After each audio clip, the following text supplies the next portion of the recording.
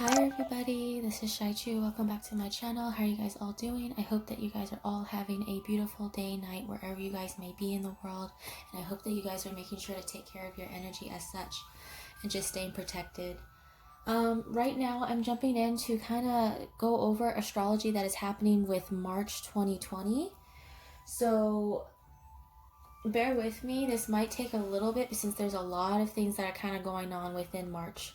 All right, so it might take a little length, but we shall try not to rush through, okay? So I'm going to go ahead and jump into the astrology part. As always, if you guys have not checked out within any of my previous videos, all of that will be listed in the link below, okay? And if you guys feel guided to follow me on Instagram as such, that will also be in the description box below as well. And thank you all to returning subbies and new subbies and anyone who likes, shares, and subscribes to my videos. You are very much appreciated. Thank you so much. Okay, so astrology wise, what's going on? Today is the last day of February, which is why I'm doing this about March.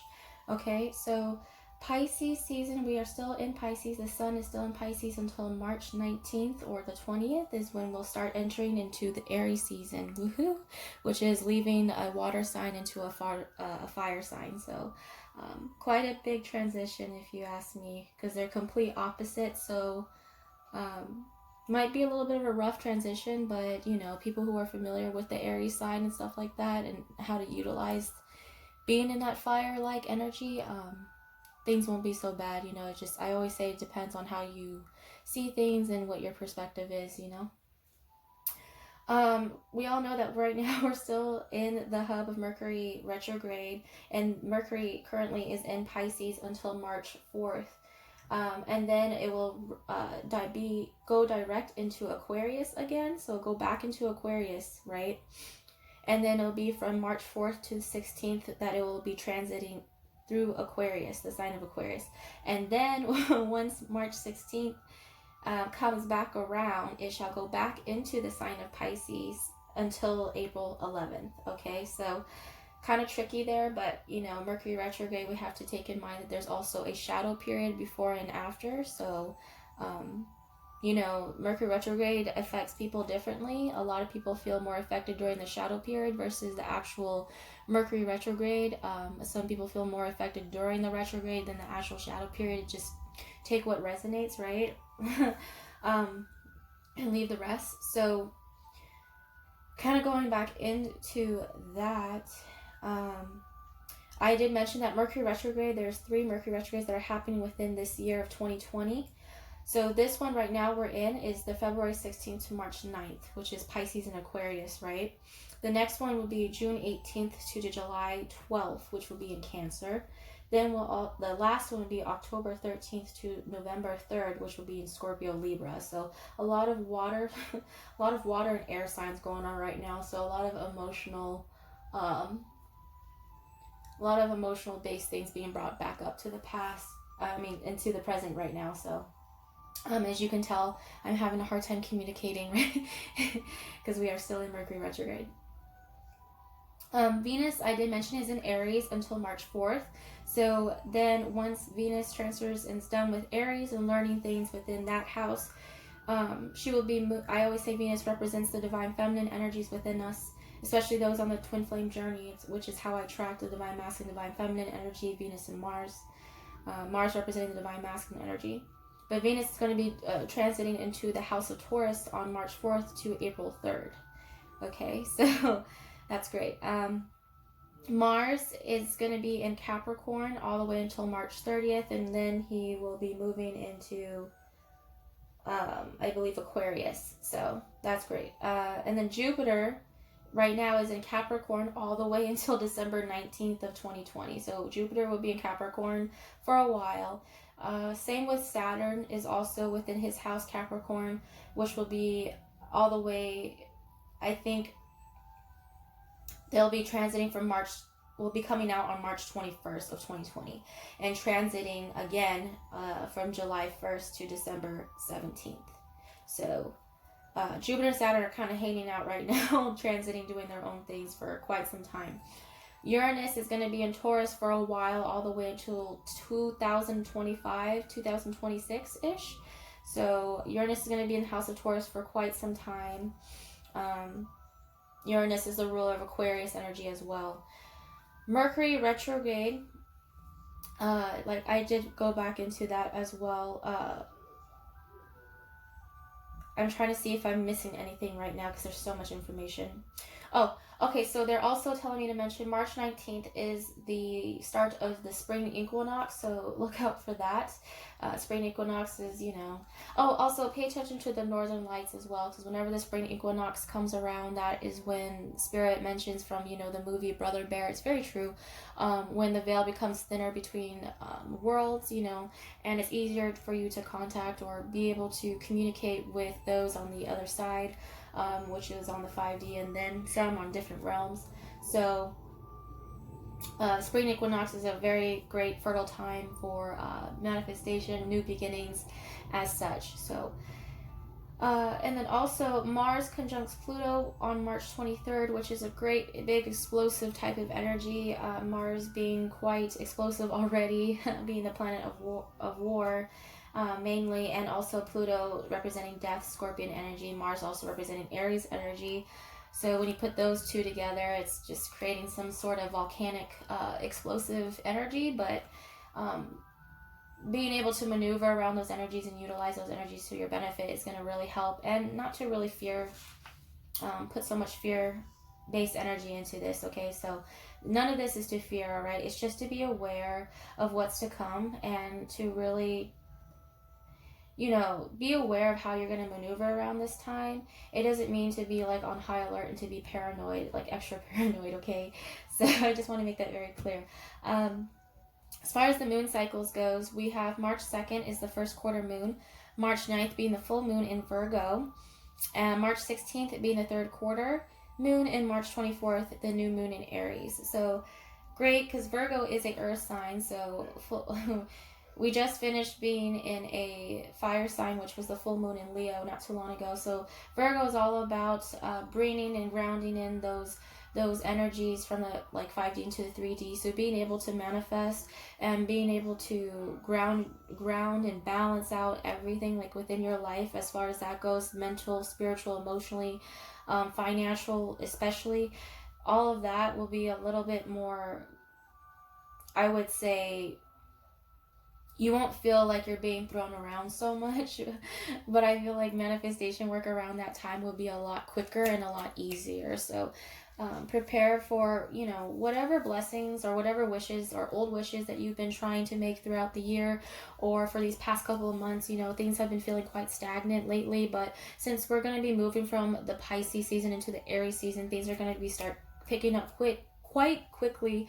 So your manifestation work, and you start noticing things and wishes are starting to come in a lot faster than you possibly thought it would. You probably would think that it was going to take a little bit longer than that, but surprise, you know.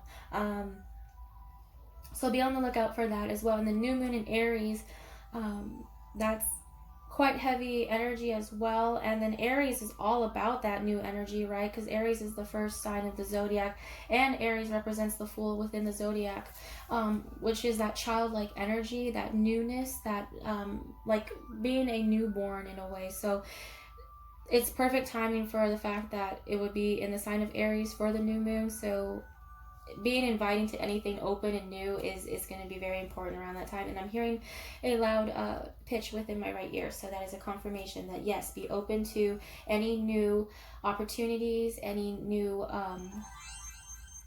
which is okay, my notification and as the Sailor Moon notification sound as well. So yes, be open to new opportunities, open to new things that are trying to enter into your life, you know.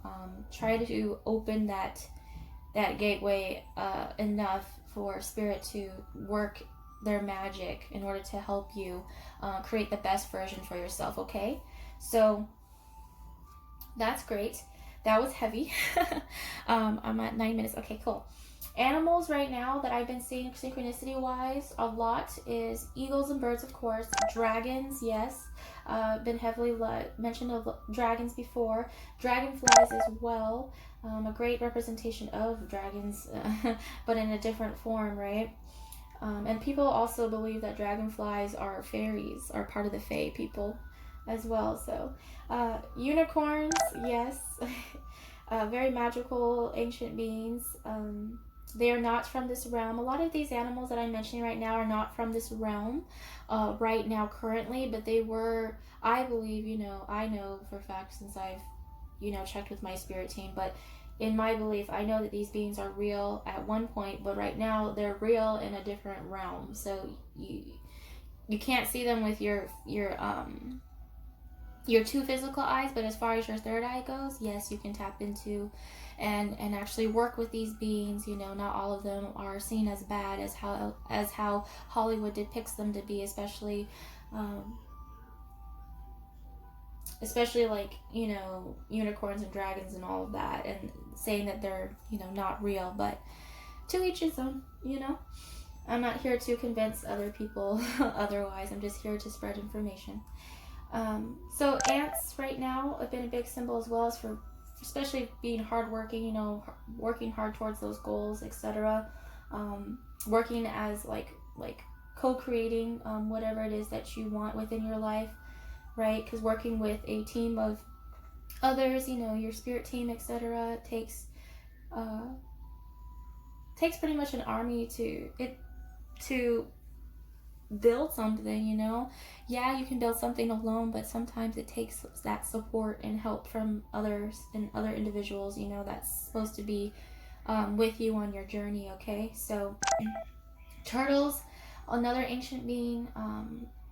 I will go a little bit into that within a separate video about why I love turtles and Turtle Island and all this other stuff, but turtles are like really ancient creatures and a reminder for us to slow down, take our own time, go at our own pace, and don't feel rushed, and really,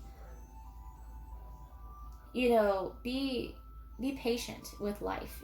Be patient with yourself and others, right? So just a reminder to take a step back and appreciate what's in front of you rather than worrying about what's ahead or what's behind you, etc. So dolphins, also a big sign. Dolphins are also my favorite animal. Very ancient beings as well. Same with whales. They are so ancient to the point where they were back during times of Atlantis, Lemuria times. And also people state that dolphins and all of them come from the planet of Sirius, which is like Sirius starseed. So they're very intelligent starseed individuals, and they have their own family dynamics as such. They the way that they communicate, the way that their structure is within their family, etc. It's so similar to how I view elephants here on land. But they're just really, really intelligent beings that I love to actually study. And I don't know, I just was always drawn to dolphins since I was a young girl. Okay. So if you have ties to Atlantis, or you have past life ties to Atlantis, or any type of water, that's been a big theme as well, because it is the water sign season right now. So oceans, lakes, water, whatever that may be, turtles, etc., whales, all of that is kind of tying into past life being brought back up to the surface in a way. So Mercury retrograde is a perfect time to getting references and visions from your past life, doing a lot of past life regression work, people, places, and things coming back from the past, to resurface. So that includes also visions and dreams of past life reoccurrences. Okay, so be open to that, and if you feel guided to, make sure to look up or research some of the meanings within symbols that pop up the most within your dreams, okay, or something that catches your eye the most. I would definitely search that out, because Spirit's jumping in to say that. Okay, crystals I've been working with the most is rose quartz and amethyst. So rose quartz I've been working with the most, especially since I know heart chakra activations are happening heavily for both the divine masculine and divine feminine counterparts. Also, amethyst has been a great thing to be working with the third eye, also the crown chakra, getting a lot of downloads and stuff like that. Also past life, like I said, work, etc. So this is great, especially when you sleep with these close to your pillow or underneath your pillow, as such. And also be aware of any spiritual attacks that, since the energy is so heavy around this time, I want to make it clear, because they're jumping in, that if you need to get like tiger's eye, black tourmaline, black onyx, all that stuff, good stuff, make sure you also use that as well to sleep near your pillow to help aid with any nightmares or any type of night attacks. Okay, because I don't want to scare anybody, but I just want to keep it real that, you know, just as much as there's light, there is dark things that happen in this world, and that's why I make it very clear to protect your energy and to stay up on top of that. Okay, because shit, it's been happening to me quite often, so I just want to warn people, you know. One thing that they want me, and personally, and others, I guess, they want me to mention to start working with lately, and I noticed a trend, is blue types of crystals, since we are in a water sign. So if you have aquamarine or blue calcite, you know, that type of thing, blue apatite, it would be best to work with that, especially since we're having a lot of throat chakra issues and communication issues. That would be best to work with now. Also, jade is another thing that I don't have personally right now, but it's something that they are saying will be great for working with heart chakra work as well. So, numerology. Okay, 111, 1111, 222, 333, 444, 555, 616, 717, 777, 818, 888, 999, 1010, 1212, 1221, 121, 420, 000. I can go on forever, okay? The thing is that they give me a shitload of synchronicities, and I'm pretty sure they are hounding you with synchronicities as well. But, you know, we're all on different parts of the journey, okay? So don't feel discouraged if you are not, okay? It just means that, you know, there's different ways and different times that we receive these types of downloads. But one thing that's been popping out the most to me is the 1111, the 333, the 717, and the 121. I do reference a lot about this, since 1111 was within the awakenings, about the awakening, especially 717, about spiritual awakenings, the awakening of the third eye. It's also about the gateways. Also, 1111 represents the union within yourself, within the divine, and within your counterpart, especially if you're on the twin flame journey, okay? And then 333 represents the fertility energy, the empress energy, ascended masters type of energy, fertility, very fertile, so be careful if you do not want to get pregnant. 717 is also a number, especially a twin flame number. It represents also the physical union between counterparts as well, so heavy synchronicity for that. I did mention 121 being a big synchronicity for following your dreams and your passions and taking action towards that, and not letting fear stop you and be in the way for you going forth towards those goals, okay? So symbols right now that they want me to jump in is bridges. I will reference a little bit of a dream later about the bridge. I have been getting a lot of visions of bridges being underwater, so a lot of bridges that are being closed off that you cannot re-enter or go back from. It's time to leave what is left in the past, and there's no way that you can go back and journey back towards that. You have to find a new way, a new bridge, in order to get your way across to your given destination, okay? Or it represents you feeling stuck, and it represents the illusion of being stuck when really you're not, and that you actually can cross that bridge and get to the other side. It's just all about how you perceive it, okay? Night. I've been getting a lot of nighttime visions. I do not know why. Lately, my visions have been based within the nighttime and not during the daytime. So I've been getting a lot of nightlife type visions. So I don't know if that pertains to or resonates with somebody, or if you like nightlife, if you're a night owl, that type of thing, or if we're just receiving a lot of downloads within the nighttime is what I'm seeing. So especially if you're up between the hours of 2 to 5 a.m., that is when you receive the most downloads and from your spirit team or ancestors within that time frame. That is the time where you can actually have alone time for yourself, and you're able to receive and listen to the most information, okay? So I'm gonna go ahead and pause this real quick. Okay, so trains also, yes, trains also representing moving forward, movement forward, travel up as well, especially if you are a long distance, if you feel like you're being guided to travel to somewhere or go on vacation, or possibly I don't know, wanting to travel the world or go somewhere, you know, or someone wanting to travel towards you, or you wanting to travel towards somebody else. That's a big indicator as well. Rose, of course, I always say rose represents the divine feminine energy. Lilies, right? Okay, so lilies have been a big flower indicator, and lilies is a representation of the flower of death. And that's very Scorpio type of vibe that I'm getting a lot. Like, it represents a lot of the death energy, the tower energy, a lot of the heavy energy that we've been going through right now.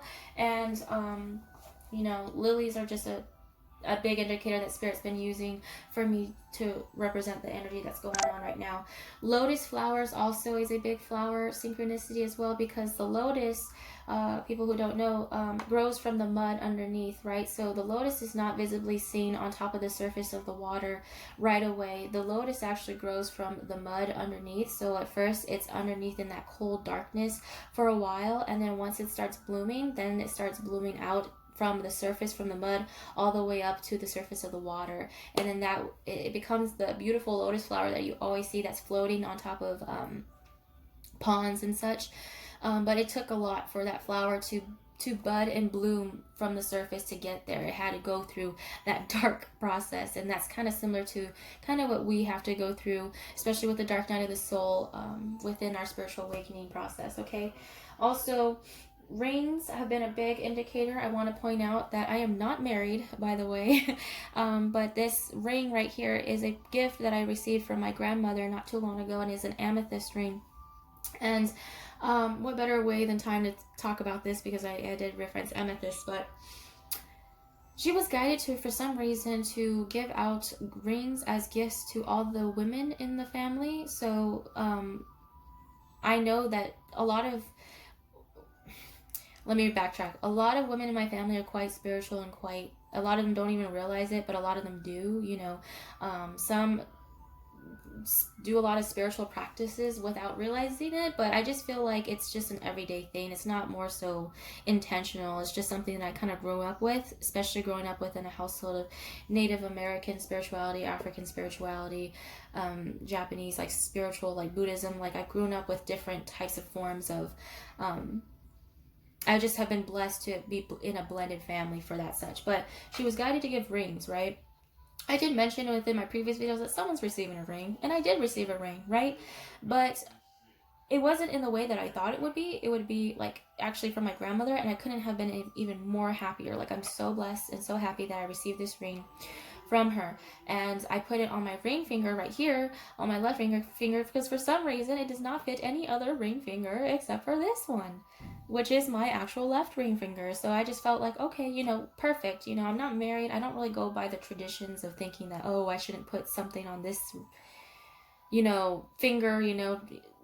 I'm not like that. I'm traditional in some ways, and I'm not traditional in others. But this right here represents definite connection between me and my grandmother, and my grandmothers, etc. So rings are a big indicator. It does not mean marriage all the time, okay? Rings can mean a commitment to something, maybe a commitment to a passion, and maybe a commitment to yourself, a commitment to possibly working out, a commitment to eating better, a commitment to a new lifestyle, I don't know, a commitment to setting healthy boundaries, that type of thing. It doesn't mean an actual wedding ring. However, if it does actually mean a wedding ring, then congrats, you know, congrats to whoever that applies to. But rings can symbolize many different things, is what I want to make clear. Okay, so the lighthouse and beach thing, big synchronicity. I always say that, you know, divine feminines, you represent the lighthouse, you are the light, and also, you know, association with the beaches and thing, like the water theme going on, especially if you're connected to water, because I know I am. And then as far as like music that has been channeled to me lately, if you feel guided to, I have a Twin Flames channeled playlist that is in the link below as well, and it's channeled music between the divine masculine and divine feminine energies. Okay, so if you feel guided to, there might be a message in there for you.